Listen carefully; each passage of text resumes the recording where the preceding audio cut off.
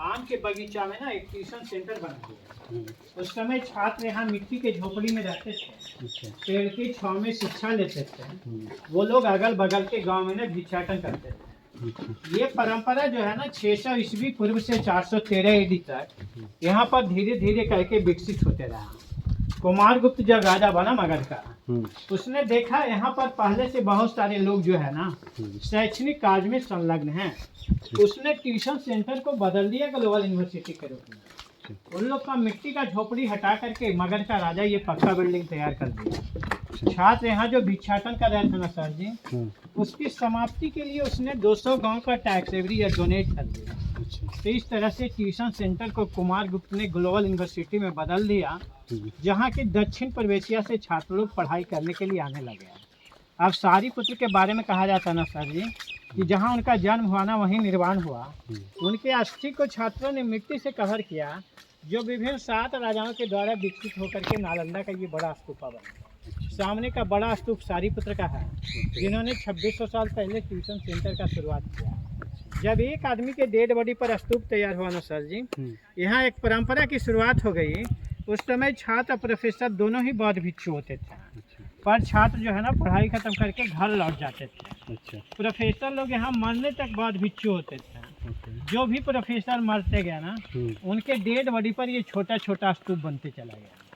ये जो छोटा स्तूप है प्रोफेसर का, स्तूप मेनली वैसे बनता है गुंबद की तरह, देख रहे हैं ना, ये इसका ऊपर का पार्ट टूटा है। जो गुंबद देख रहे हैं छोटा छोटा, वैसे ऊपर का पार्ट टूटा है। 33% ही है ना, बेस है केवल। अच्छा, वो 66 है ना, उसमें जब की लग जाएगा ना 100%। सेल्फ में जो बुद्ध मूर्ति है ना सर जी, तो सेल्फ से बुद्ध मूर्ति टूट गया ना, उसका बुद्ध मंदिर है, समझ गए ना। मंदिर ये देख रहे हैं, स्तूप ऐसे बनता है। भगवान बुद्ध जो है ना अपने जीवन में लोगों को मूर्ति पूजा के लिए मना किया था। उन्होंने बताया था ना सर जी, हमारी शिक्षा को जिंदा रखना, शिक्षा का प्रचार प्रसार करना, हमारी शिक्षा के अनुसार अपना जीवन यापन करना। लेकिन जब भगवान बुद्ध को निर्वाण मिला ना, 500 साल बीता, प्रथम शताब्दी ईस्वी कनिष्क पीरियड आया। कनिष्क जो है ना कश्मीर का शासक है। कश्मीर के कुंडल वन में चतुर्थ बौद्ध धर्म का सम्मेलन हुआ, जहाँ जाकर के बौद्ध धर्म ना 2 पार्ट में बट गया। पुराना पार्ट वाला लोग को हीनयान बोला गया सर जी, नया पार्ट वाला लोग को महायान बोला गया। ये डिवाइडेशन के बाद महायान वाले लोगों ने भगवान बुद्ध की काल्पनिक मूर्तियों को बनाना शुरू किया। जो मूर्तियाँ बनाई गई ना सर जी, 2 शैली में, एक मथुरा आर्ट और दूसरा गंधार आर्ट। मथुरा आर्ट जो है ना भारतीय चेहरा मोहरा सभ्यता संस्कृति में बुद्ध मूर्ति को बनाया, जबकि गंधार आर्ट जो है ना सर जी ग्रीक चेहरा मोहरा सभ्यता संस्कृति में बुद्ध मूर्ति का निर्माण किया। नालंदा उस समय केवल शिक्षा का संस्थान नहीं था, मूर्ति कला का भी केंद्र था। 2 मूर्तिकार फेमस थे, धीमान और बिरबल, है ना। ये नीचे का जो बुद्ध का लाइन दिखाया गया ना, बुद्ध का ब्लेसिंग पोज है। दूसरा मेडिटेशन है, ध्यान मुद्रा है।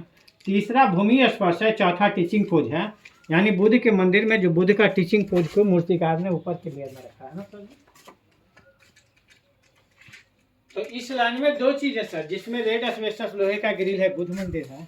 जो जमीन पे गोल चौकोर उठ रहा है, देख रहे हैं ना, जहाँ 2 आदमी आ रहे हैं उसके पीछे, ये सब स्तूप है, समाधि जिसको बोला जाता है। अच्छा। और ये लाइन क्लासरूम, हॉस्टल और किचन बार बार मिलते चले जाता है ना सर। हाँ, जैसे आपने एक देखा है ना, ऐसे 11 पुस्तक। अच्छा, वो जो हम लोग जो देखे ये वाला भी सब उधर